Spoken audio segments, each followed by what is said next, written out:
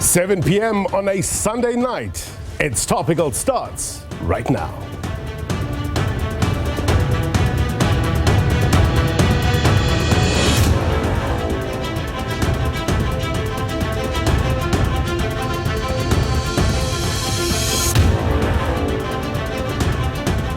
A very good evening to you, South African, those watching around the world. My name is Blaine Herman. This is It's Topical. Our digital audience with us tonight. Good to have them on the program. They will weigh in terms of some of the burning day questions they have for our guests in a short while. Tariffs today, gone tomorrow. No, hang on. Wait, there's a pause. What does the pause mean? 25%, 31%, 10%, which is it? What happens after the 90 days? What on earth is going on? Economic uncertainty. That's what's happening.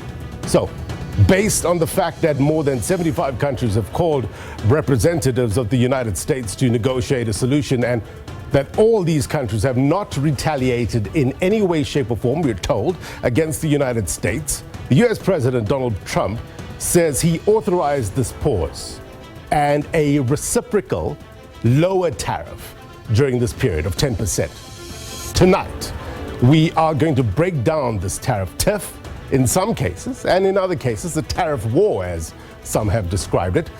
The world's two biggest economies, you see there, a tariff standoff, one would call it. What's the logic behind this? Who are the winners, who are the losers? On which end of the equation do we fall in? South Africa. And I want to try to understand the US's thought process here. And by doing so, hopefully, it will give us a clearer vision on the way forward and possibly the end game here, the impact on your family. That's the aim of tonight's program. It leads us to the question of the week, and we're asking you, in the context of the US-China tariff escalation, how might South Africa position itself to mitigate risks or leverage new trade opportunities? Let us know at SABC News_TV. Let's walk and talk. Head over to the magic wall. How will these proposed tariffs affect your wallet, impact your wallet? What about the livelihoods as well? We'd love to hear your thoughts on this matter at SABC News_TV. Perspective coming up.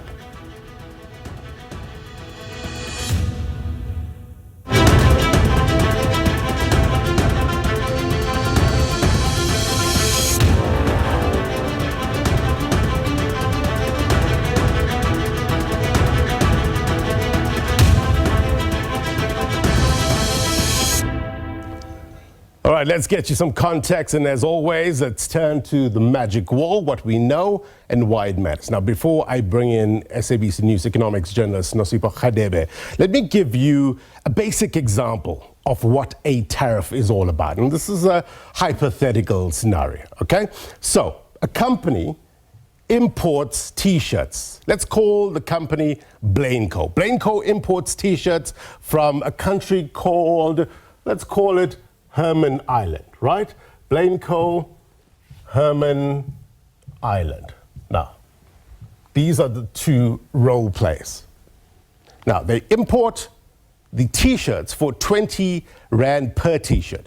Blainco then, because I need to make a living and kind of feed my son's gaming habits, sells you the T-shirt for, 40 Rand. So initially, bought the T-shirt for 20, selling it to you for 40, 20 bucks profit, right? So you come into my store, give me 40 bucks, you happy, I'm happy, good deal, happy days. Then someone comes along and says, hang on, from now on, we're putting a 50% tariff on all imports from Herman Island. So tariff 50, let's say 50%. That's what is called for. Now, Blainco will have to pay 30 Rand for the same T-shirt because of the tariff, right? The math being 20 Rand times 50% equals 10 Rand more. Now, who absorbs that 10 Rand? Highly unlikely I do. Why should I take the hit? So, as the owner of Blainco, what do? I have to probably pass it on to the consumer, to you. Now, instead of you paying that 40 Rand that was initially, you will now pay 50 Rand. So that is basically a rudimentary explanation of how tariffs work. I want to bring in a better mind than mine to explain this further. Nosipo Khadebe is SABC News economics journalist. Good to have you on the program. Does that make sense? Essentially, it does make sense. This is what it all boils down to, right? Yeah. A tariff and how it impacts the global markets. Now, this is the two big industries that were in sharp focus over the week and a half. A lot of reporting regarding impact. What are we learning? Yeah. So, very good evening to you, Blaine, and our viewers at home. So the citrus industry as well as the automotive industry, big impacts there when we look at the Trump tariffs on those industries. Citrus in South Africa, we know that we are one of the largest exporters of citrus to the US. And now when we look in the context then of how much we export then, we export more to other markets like Asia, Africa, as well as Europe, but about 8% of that of our exports go to the US. Right. And so it is a significant amount of export. Looking then at the industries, the impact then potentially on competitiveness of South African exports to the US against countries like Spain and Mexico. There's also then the potential impact then of lower demand, lower revenue, and that has the potential to reduce jobs then within the industry. And the citrus industry in South Africa is a large, they account for a large number of jobs in rural Eastern Cape and the Western Cape. But there's also, market diversification there to sort of lessen the blow. Right. But there's also barriers when it comes to that. So the barriers being logistics as well as photosanitary, we know is a concern. And so there's those issues there. Looking then at the automobile industry, that accounts for 64% of exports under AGOA. Yes, under AGOA. And so this has a potential impact then on global manufacturers like BMW, VW, Ford, as well as Mercedes-Benz, who have local plants in the country. And this might then also have the potential then for investment risk. We might see investors look then, see their profits drop, and then maybe not invest then in our local plants, given then that drop in profits. And so there's that sort of potential there when it comes to SA's automotive industry status, when it comes to the global platform. We have both role players on the show tonight. We're going to get more details regarding impact. Speaking about impact, the SADC countries, what sort of response has there been from these countries?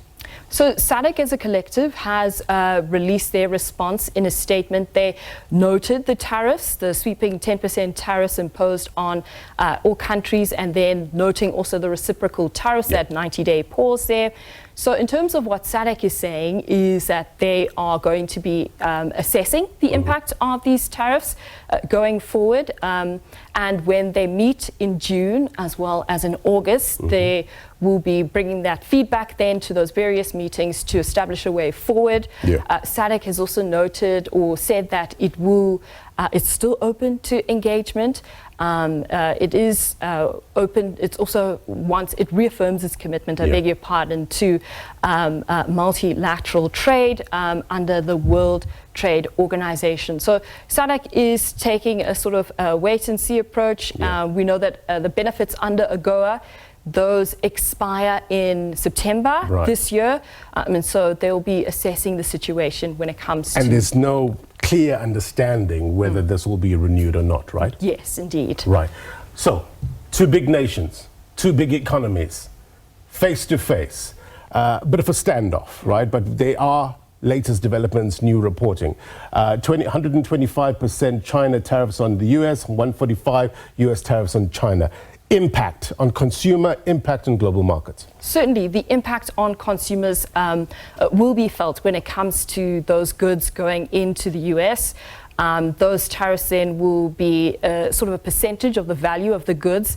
So if goods are worth $10, a tariff of 145% then will take those goods up to about $24.50. So there is a concern then that several scenarios could play out when it comes to these tariffs on consumers. Consumers might look at these goods and think, okay, these are more expensive, and so maybe I'll pause on buying this certain good. And this has then the potential of disrupting global supply chain as well as causing global inflation. And so we also saw then the markets were spooked this week as a result of Trump's tariffs. We saw the sell-off of US bonds, and this was unusual given that these are usually a safe haven sort of instrument. So just explain that. The US bonds and its impact and why Trump was moved by it. Acting, I think, what did he call it? Yippee? I think that was the word he used. So we saw that sell-off then of US bonds, and of course, as I mentioned, this was unusual given that when the markets are sort of jittery, or when there's a crisis in the markets where we saw the equities selling off, then investors usually then go to bonds as a safe haven. And investors know that with bonds, there's a certain term to that bond, 1 year, 5, 10, and 30 years, and investors know that they will get their capital back as well as the interest. And so bonds are essentially a loan that governments issue out, and then investors buy, knowing that their money is secure in those bonds. And we saw there was a bit of jittery.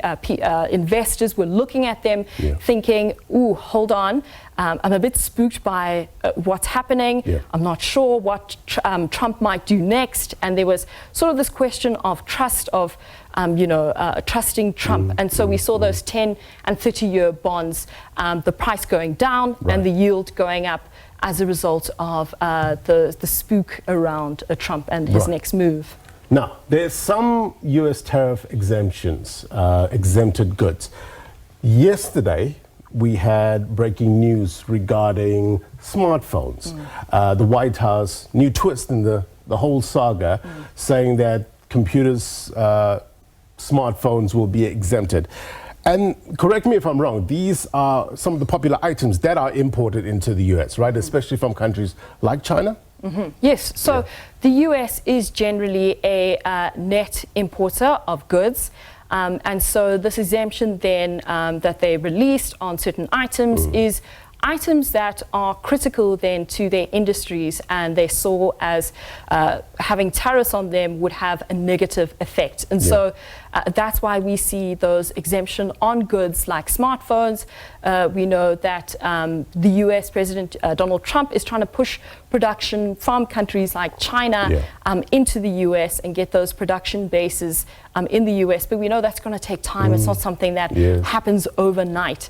And so those critical then goods exempted then as a result of that, just to ensure industries are not heavily impacted. And look, that was the ultimate aim, as they explained, to get manufacturing jobs back into the US. But I guess the big question would be whether the Americans themselves want these manufacturing jobs. Are they prepared to be on the floor, so to speak, in terms of these manufacturing jobs? At the backdrop of innovation, of AI, those kind of factors, how does it play into the calculus? We will find out. Nosipo Khadebe, the better mind, as we call her. She's an SABC News economics journalist. Context always important right here on It's Topical. We're going to take a quick break. When we come back, the discussion.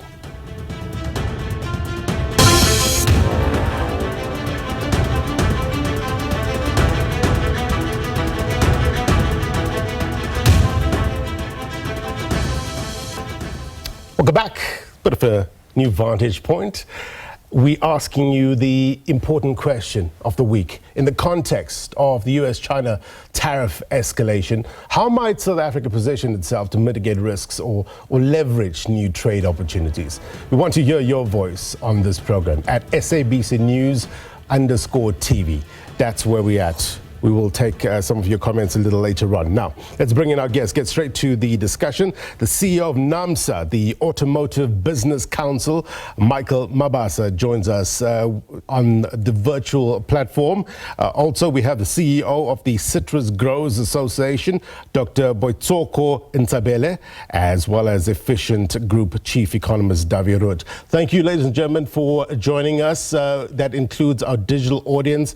Just remember, digital audience, if you have any questions, please raise a virtual hand and I'll do my very best to get you onto the program. Mikel, if I can start with you first. I'm not sure if your head is spinning as is mine with all this back and forth regarding the tariffs, almost a tariff whiplash, so to speak. What sort of impact does this uncertainty have on your industry? Well, thank you very much, Blaine. I think the spin of the head is obviously predicated by Donald Trump issuing another tweet tomorrow morning saying something completely different. I think that will obviously put us in a much more difficult position. But certainly, I think the automotive industry in South Africa will be impacted by the tariffs and by the announcement that was made by the United States recently.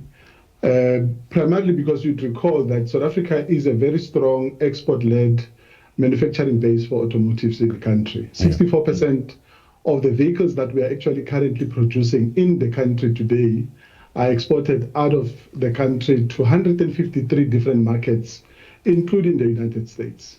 And if any of those countries begin to posture in a way that we've seen the United States do, it does have a very huge impact on the automotive industry. And just to share some very high-level numbers with our viewers, our total trade with the United States in 2024 amounted to about 50.7 billion rands.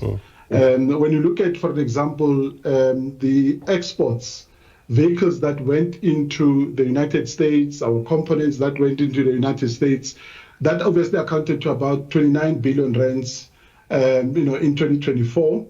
And then components and also some of the vehicles that we import into South Africa from the United States amounted to around 22 billion rands. Right. The United States is a very important vehicle manufacturer in the world.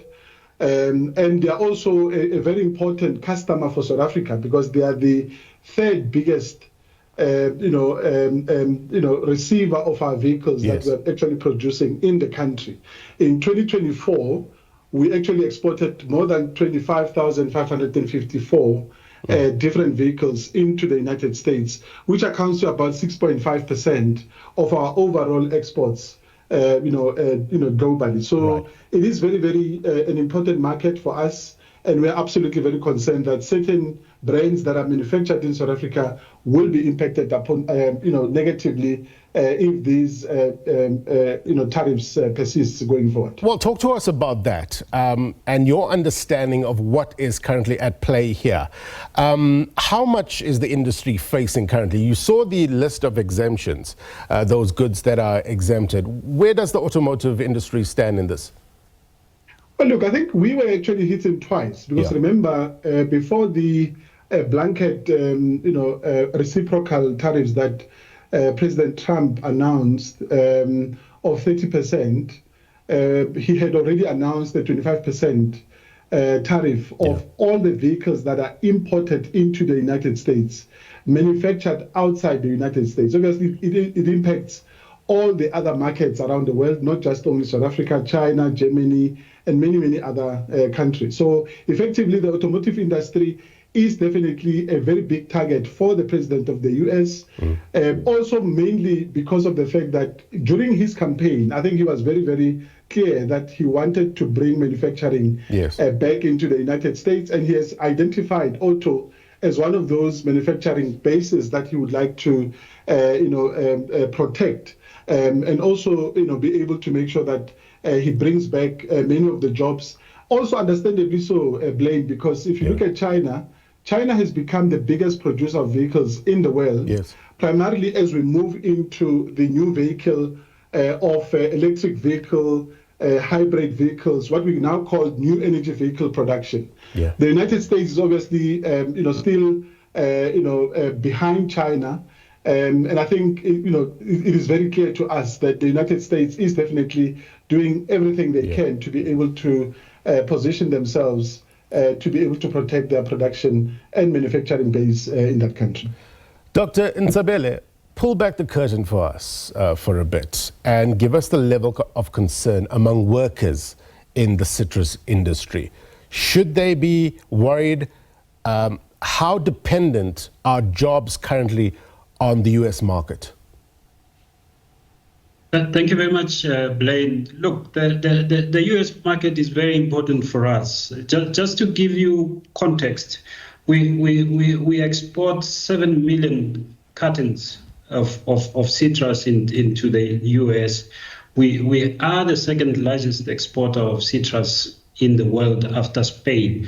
We have about 140,000 jobs that this industry supports.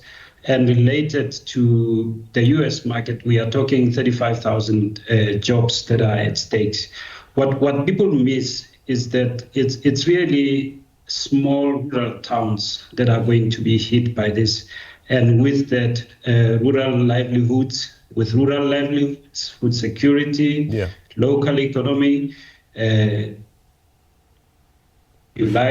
health. So there's going to be quite a sequela of things that come out of this development. Break down these themes, Doc, if you can, and help the viewer understand what's at stake here. When you say that all these subheadings of a tariff will be affected in local communities, give us a real sense, a practical sense of what you're talking about. So let me begin by giving you this overview. These tariffs are coming at the beginning of our export season. Right. Our typical export season ends in September. We now have a 90-day reprieve. So the entire export season is at stake. And if you think of it, if there's no clarity as to whether within that 90 days, is it 60 days, on the basis that your exports are shipped to the US over a 30-day period. So in essence, you might actually have a limitation that you can only export in 60 days. Yeah. So if you think about that, you are almost congesting what typically takes you 4 or 5 months and having to consider doing that in 60 dait's What other people are saying is that, why are you not shifting exports to other localities? So it's not that simple. Markets are developed over a period of time. Over that, you also have other requirements. You have market requirements that are really linked to size, that are linked to quality. But even in a season, a grower uses certain chemicals and fertilizers that are aligned to a specific market. And therefore, you run into food safety and other SPS problems if you think you can just pivot from another market. What you then have is that if you cannot conclude your season in a market, what do you do with the excess food? Dawie Roodt, optics.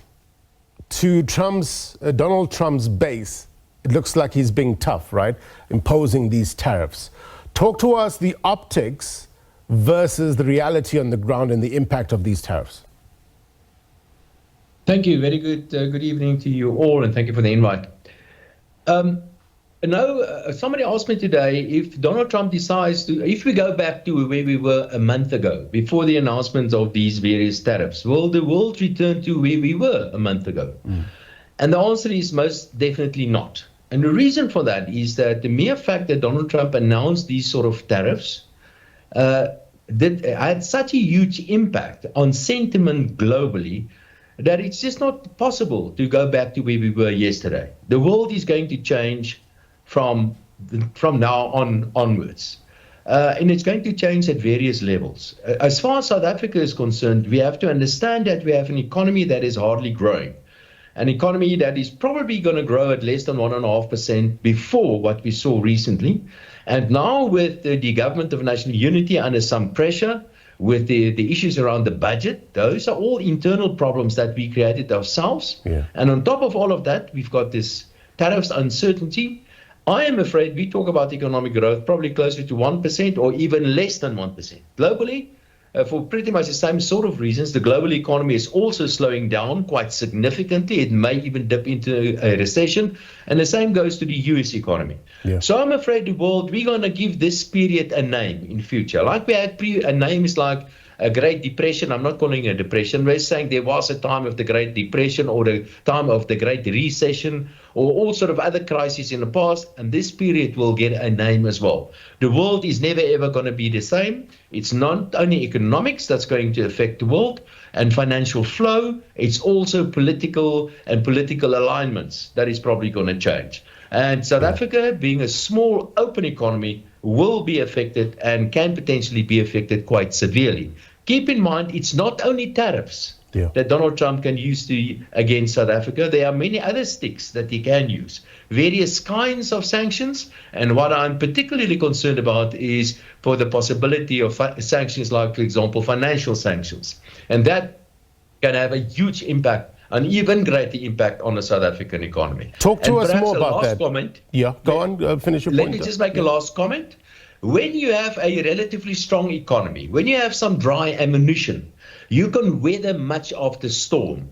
In the case of South Africa, we have mismanaged the fiscal accounts, we have mismanaged the state-owned enterprises, the local authorities. We have done amazing, incredible damage to the South African economy the last couple of years. There are one or two things still working very well, like, for example, the South African Reserve Bank, but I'm afraid we simply do not have dry ammunition to weather the storm, and we will have to take whatever is coming our way on the chin, and it's not going to be easy, and it's not going to be fun. Talk to us about the possibility or plausibility of financial sanctions and what it would mean to South Africa. There are different ways through which Donald Trump can introduce financial sanctions. A very easy way is simply instructing, and he's got all these executive orders that he signs every day, but he can simply sign an executive order telling his asset managers, telling his pension funds, telling his banks that they have to sell all South African government bond instruments, as an example. Remember, we've got this local issue about the South African budget, where the local fiscal debt that are currently reaching, record high levels. Yeah. And if foreigners simply stop funding part of that fiscal deficit, then we are going to be in very deep trouble. Long-term interest rates are going to shoot through the roof. The rand is going to go to pick a number. Inflation will become a major problem. Short-term interest rates will go up. The economy will be forced into a very deep recession. And there's just very little that we can do about that. That's one example of a financial sanction. Leela, you worried? Absolutely. I think it's highly concerning. And one thing I would say, though, is that as much as we're talking in the South African context, this is affecting many countries. And I think maybe it's too much of a glass half full approach. I think in that sense, there perhaps is opportunity in terms of everyone who's facing similar circumstances in terms of being put in this group of countries that are being targeted. But one thing I would just want to say is that I think an important thing to dissect in terms of interrogating the tariffs is also sort of the rationality behind them as a country going forward and responding to the US.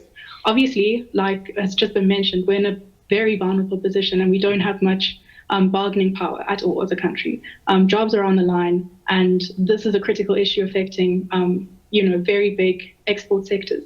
However, we can't dismiss the fact that how the US and President Trump has gone about implementing these tariffs is very arbitrary. So yes, he has his own agendas, but in terms of the fact that he's gone about it in the name of sort of fairer free trade, doesn't really make sense at all. I mean, he's looking at it as if, global trade is a game, for lack of a better way to say it. Yeah. And I think in saying that it's a game, he's implying that, countries are all players that are in the same position, and that's just not the truth. Right. We're in a global economy that has a fundamental hierarchical structure, and I think we have to look at the fact that even the fact that he's put 50% tariffs, I mean not now, but previously, on a country as small and vulnerable as Lesotho, we have to take that to heart in terms of the fact that these tariffs are quite arbitrary in their nature. Yeah. Let me hear from Mikel before we get, we'll take a quick break and come back with our guests. Mikel?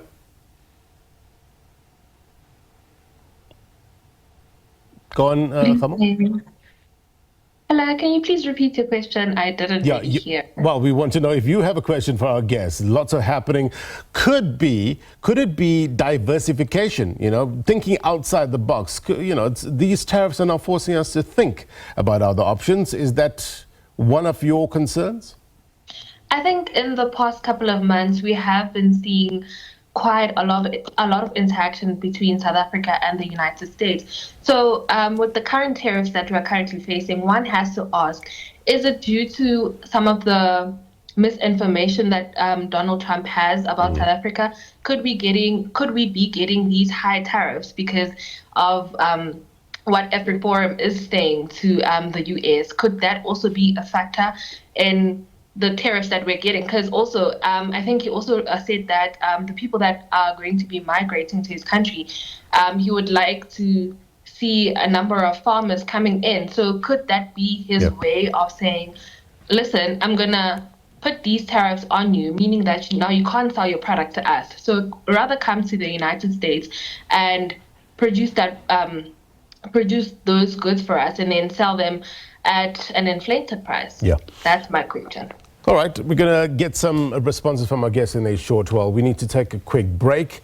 Tell us your thoughts regarding this. What are the ways that South Africa can mitigate in terms of this uncertain times? The markets hate uncertainty, right?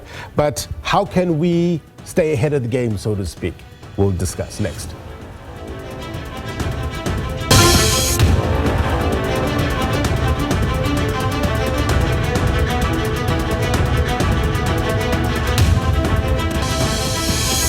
Back to its topical tariff talk. Where do we fit in the grand scheme of things? How can we mitigate in terms of the adverse effects of tariffs? Let's hear from you now. We onto our regular word on the street feature. We took to various streets seeking diverse insights and perspectives on this topic, and this is what you had to say. Take a look.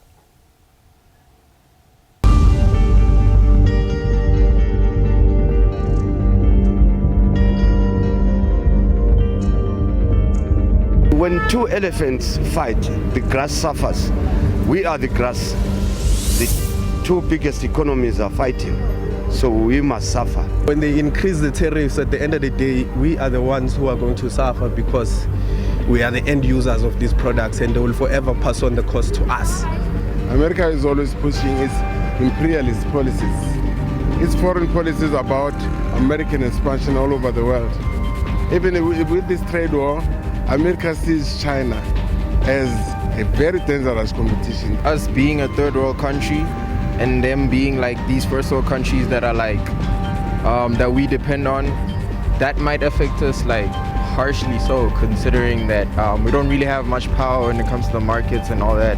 We won't be having some of the things that are made in USA in Africa because now of the tariff. China and USA fighting, it's gonna affect us. What if now we have to choose? Okay, are we choosing USA or are we choosing China? All right, you appreciate your thoughts on this matter. I want to go straight to our guest. Mikel, is the name of the game diversification? Options of diversifying this country's export market. Do you get a sense, since this has happened, that there's a real urgency of looking elsewhere? Absolutely. I think there's no doubt about that. I think in the automotive industry specifically, we have done so already. And I think the important part is how we can be able to accelerate that even further. Currently, we're exporting South African produced vehicles to 153 different markets around the world. That has worked fantastically well for us. We are certainly looking at Africa now because Africa is becoming a new frontier for the automotive industry. And I think also the fact that we are also one of the biggest markets in the world that produce light commercial vehicles, which we call bakkies in this country. 5 of the 7 OEMs that are producing vehicles in South Africa today are producing bakkies. And I think those bakkies are going to be absolutely mission critical and also game changing specifically for terrains like the South African terrains.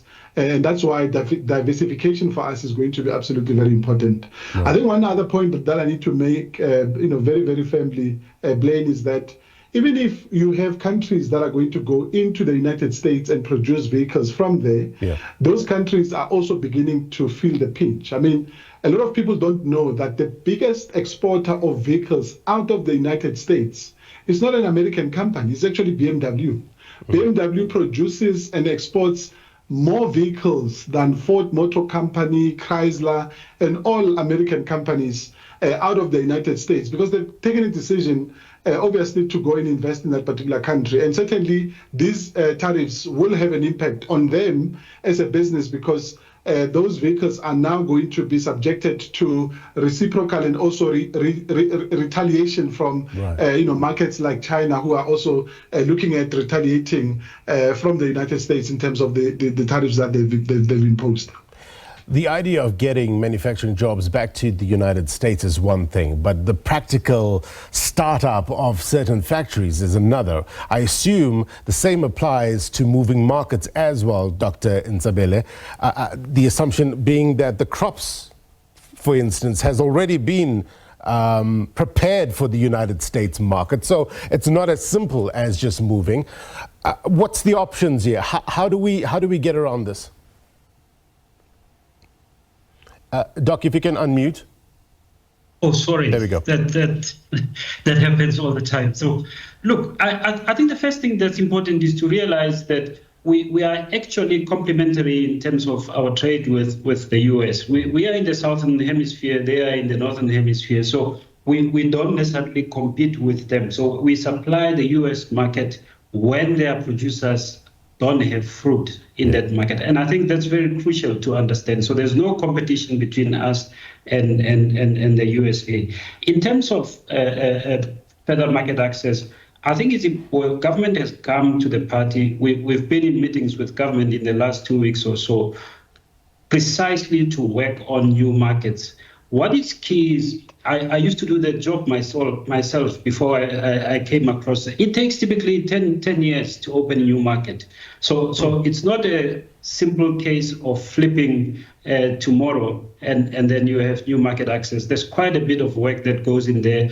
And a lot of it also includes what are called non-tariff barriers or sanitary and phytosanitary standards that need to be considered and agreed to by both countries. So that work is already going on between South Africa and its other partners, but it's also important that we find new markets. We are already in over 90 markets in terms of our citrus exports. We've just come back from India trying to deepen our trade in that part of the world. Dawie Roodt, I just want to understand the thought process of the Donald Trump administration in terms of bringing back these manufacturing jobs. Did it go away because there are cheaper labor, less regulations elsewhere, or was it around the world innovation improved, the factoring of AI? Is that not the reason, and are they plugging the wrong holes here, so to speak? Well, I think that's a very good question, Jan. It's going to take me a very long time to answer everything here. But I think the important part that we need to understand is that there are many more moving parts. Yeah. It is not only a question of the United States losing its factories to China, for example. There are other things happening as well. Just to make a very important point, the United States is still one of the biggest manufacturers out there in any event. So there's still a massive manufacturing economy, the second biggest after China still. But the reality is that economies evolve over time, in manufacturing becoming less important over time, and other things becoming more important. And that's naturally what happened in the United States. A second point that's important to understand is that the US, although they are the buyer of last instance, perhaps, they've got this massive market and many consumers, and a lot of countries, including South Africa, export to the US. Yeah. But we're paying a price for that. And the price that we are paying for is that the US currency is the world's currency, basically. And because of that, the Americans can maintain a living standard much higher than what it would have been the case otherwise. So those are, and if you look at the way that these tariffs are calculated, it's fundamentally flawed. It's fundamentally flawed because Donald Trump is only looking at physical stuff, imports and exports, right. And he forgets to include other things, services. The exports of, for example, computer games are not included. And America is a major exporter of many of these services to the rest of the world. And the way, even if you look at the way it is calculated, it is simply flawed. Because I just want to go into the technicalities, but it's simply flawed. And the first-year economics student will point out that the way these tariffs are calculated are just simply wrong. The 31% against South Africa, for example, is just simply wrong. So I think there are many. And the problem with these kind of arguments, there are certain things that Donald Trump are standing for that are right, but there are many things that are simply wrong. The same goes to the other side of your argument. There are some truths and a lot of untruths as well, and trying to tease these apart from what is actually the facts of what are simply and not the truth can be quite difficult sometimes. So I've mentioned some of those. Mandisa and James, I see your hands. I'm going to come to you, but just before that, Dawie, this shift in dependence on the United States, if it happens at a pace as people are talking about it, then will countries also seriously take into consideration alternatives to the dominance of the dollar? Yes, and that is probably happening already. We saw the past week or two that the US dollar came under some pressure. It was losing, and the South African rand, by the way, lost against a losing dollar. But the dollar weakened against other currencies, like, for example, the euro and the yen and some of currencies like those. But it doesn't mean that this is the end of the US dollar. The US dollar, for many other reasons, is likely to remain the world's most important and dominant currency in terms as a reserve currency, at least for quite some time. But the reality is that the dollar itself was knocked down quite severely. Remember, I don't want to go into technicalities, but in a way we are the pros and the cons here, and the people in favor and the people against are all dancing in a kind of dance, and we can't get out of this. Not easy and not quickly. But yes, the US dollar has been damaged without a doubt, and like all currencies in the history of mankind, the US dollar will also come to an end, but this is not going to happen very soon. But I've got a suspicion that we at the beginning of a new financial order in the world. Yes, indeed. Let's hear from Mandisa. Mandisa, your question? Good evening. I just have a question on the idea of the G20. As the USA is part of the G20, and it's inflicting such tariffs on countries, whereas the aim of the G20 is to collaborate and to actually aim for like a progression and to mitigate such issues. How do we then go about, does the G20 reinforce such tariff sanctions abuse? Because this is clearly abuse, because now it threatens the livelihoods of individuals from poor countries. And now Donald Trump is not considerate of the outcomes of such. You understand? So I just want to understand what are the implications of the G20, also the US being part of the G20, but now also taking out such things and implicating so many other countries and causing suffering. Dawie, let me throw that to you. Yes. Well, the answer to that is Donald Trump is changing a lot of things in the world. And he indicated, and I will be really surprised if he's going to be in South Africa for the G20. Already, some of these senior politicians are boycotting the G20. The G20 is a kind of informal grouping of countries, and the idea is basically to showcase your specific country being you the host. And this was the opportunity for South Africa to showcase South Africa. But I'm afraid this opportunity if Donald Trump is not here, they are the biggest economy in the world, and I'm afraid we are not going to get the full benefits of that if the Americans are not here, and I've got a suspicion he's not going to pitch up. James? I just wanted to remark on what Tim Cook mentioned in Trump's first term, which was the reason that manufacturing isn't still so prevalent in China is because it's necessarily the cheapest. Other countries such as India and Vietnam, even Indonesia, Mexico are much cheaper now than China is. but it's the ecosystem that surrounds the manufacturing in China that makes it easier. They manufacture many parts, many technical aspects and elements that America doesn't produce anymore because they simply don't have the infrastructure anymore. Chips is one thing as well. Taiwan and TSMC are very specific with that. Yeah. So with Trump bringing tariffs on all these manufacturing countries to, sort of grow manufacturing within America, it has to be asked, is that even sustainable in such a short term? Within his term, we probably won't even see the benefits of that. So I don't know what his goal is here with this, and why he didn't ease it in better. Yeah. That's sort of my question. And, the question is whether the Americans themselves, a large proportion of Americans, want to get into that space. I know comedian Dave Chappelle quipped once that Americans want to wear Nikes. They don't want to make it. Dawie Roodt? Yes, James, you're absolutely right. But you can, on top of that, you can add what is also true is that the Chinese are supporting directly and indirectly many of the industries unfairly, quite often.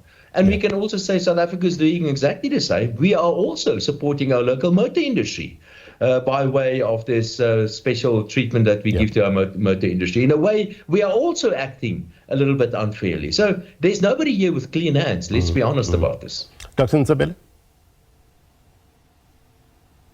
Thanks, Blaine. I wanted to tease David's thought with regards to what is tariffs and what the Trump administration has done in terms of the World Trade Rules and the role of the WTO. Because for me, that is the biggest missing piece in terms of what is taking place. Thanks. Let's hear from LD.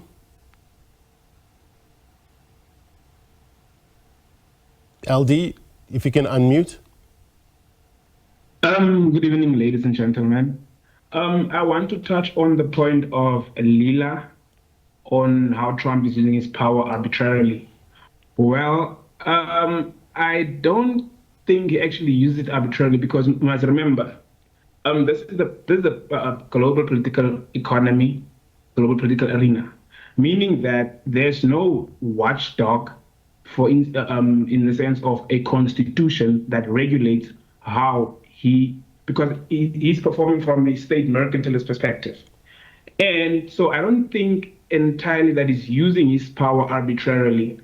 And to add on to what Mandisa said or asked about the G20, well, I think the G20 is a proponent of free trade. So now with this war of this tariff war of China and America, and both of them are in the G20, and the G20 is coming to South Africa this year. Yeah, I think I saw a tweet on X about Trump asking that why is it expected of them to still come to the G20 that's in South Africa, whereas they are white people's farms or land is being repossessed and farms are being killed, which is for me propaganda. So now my thing is, if it happens that Trump comes or doesn't come, or for instance, let's say Trump doesn't come or his administration doesn't pitch. So what does it hold for the future of the G20? Because now my concern is the future of the G20, and you must remember, and also the future of the G20 and the objectives of the G20. I got your point, LD. Mikel, maybe just keep that in the back of your mind, and also include, what was your hopes of getting, or your organization's hopes of getting out as business, or the Business Council of getting out of the G20. But also add to that the fear around AGOA. What would you reckon? Is AGOA dead and buried, or is there still hope? Well, we're still very hopeful that there would be an opportunity for South Africa to strengthen its diplomatic channels with the United States. I think the diplomatic channel of South Africa and the US are currently, unfortunately, at their lowest point. I mean, we saw the recall of Ibrahim Rasool in the last couple of weeks back into the country. So we don't even have a top diplomat currently in Washington who's representing the interests of the country. So we absolutely still remaining absolutely confident that AGOA, because it's only expiring end of September, that there would be discussions to try and see how best we can be able to resuscitate that particular agreement in a manner that really supports the intended objectives of the AGOA. Because remember, when the United States Congress representatives were in the country last year, we've argued quite very strongly, not only for the extension, but also for the expansion of AGOA, so that it can also be able to benefit some of the African countries that are currently not beneficiaries of the current agreement as it stands. So we remain very hopeful. Right. We'll see how that plays out. Dawie Roodt, I've got about a minute or so. I'm going to give you the last word, and I want you to try and explain to our viewers in about a minute or so this back and forth between the world's biggest economies, China and the United States. Even if the United States imposes higher tariffs, higher than the 145, for instance, will it have any economic significance? Oh, yes, without a doubt. On the world economy, South Africa's small open economy, we will be affected by whatever happens in the rest of the world as well. The world economy, as I've mentioned earlier, is likely to slow down in terms of economic growth. It may even dip into a recession. China is a huge economy in the world, so is the United States. And this protectionism, this isolationism that is being followed now, other countries will start looking at trying to protect their own industries. But I think the most important thing that I'm very concerned about, and somebody asked the question, I think James perhaps, about whether we have a global constitution. We do not. But we have global organizations. There are institutions like, for example, the World Trade Organization. And there are rules. And Donald Trump is simply turning everything upside down. And we have to create new institutions in future, probably, and new kinds and sets of rules. And all of this takes time, and all of this is leading to more confusion and uncertainty. So I'm afraid the world is heading for a lot of uncertainty, and that probably means weaker and slower economic growth. Mr. Roodt, thank you very much indeed for your time. Dr. Ntshabele, also Mikel, Mabasa, appreciate a digital audience, value added as always. Appreciate your time. All right, before we go, here's my take. Look, if anything, the United States tariff talk is getting us to think, right? What's the advice you sometimes hear? Diversify your portfolio. Investopedia defines it as spreading your investments across different assets, classes, industries, and geographic regions to reduce overall risk. Why? Well, it ensures that the poor performance of one's investments doesn't severely impact the entire portfolio. Can we apply the same principle as part of our country's trade calculus?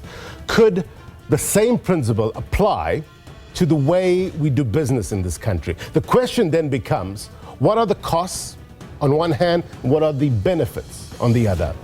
These need to be weighed soberly, with the major part of the calculus being national interest and the protection of livelihoods in this country. Will it be a case of short-term pain for long-term gain, or long-term pain for a short period of gain? I'm definitely not smart enough to answer that question, but it's got me thinking. It's always a good thing. Where are the avenues of opportunity? What is better for you and your family, my family, our country as a collective? The need to think outside the box is apparent, right? As we try to square this geopolitical circle. And that's my take. If you miss anything on this program, be sure to watch It's Topical on YouTube as well as SABC+. The news continues, as always. Until next week, my brothers and sisters, take care. Bye-bye.